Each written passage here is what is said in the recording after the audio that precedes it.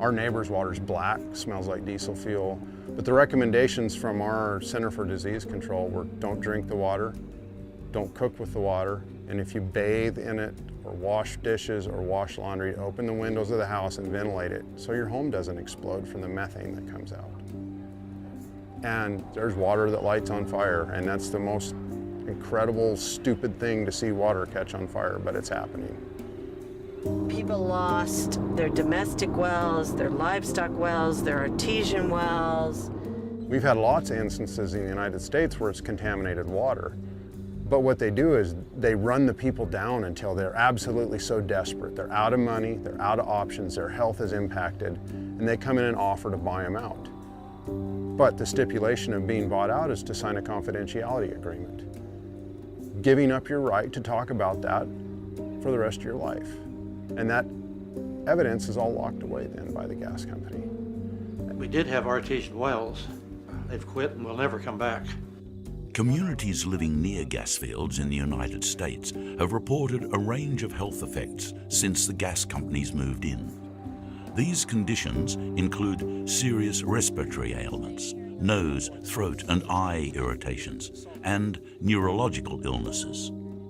I think the thing that probably disturbs me the most are our children seem to be the most susceptible to this. Kids with nosebleeds, kids with kidney failure. My youngest son started having seizures and has spent the last 12 years of his life on anti-seizure medication. And there's women who have neuropathy where their arms and their legs go numb. Ryan Pop got really sick last time he opened up the boil. It's one of the worst colds he has ever had. Residents living adjacent to CSG activities around Tara in Queensland are now also reporting a range of similar symptoms, with particular concern over the neurological impacts on children. Our second youngest grandson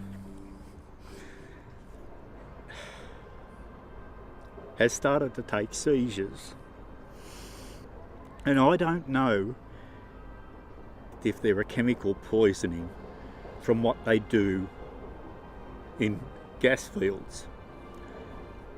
We've got children that have metallic tastes come up in your mouth. So with that, it's not just that you've got this tinny taste in your mouth. You can't eat.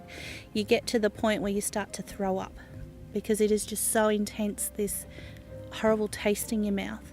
Then we've got the constant headaches.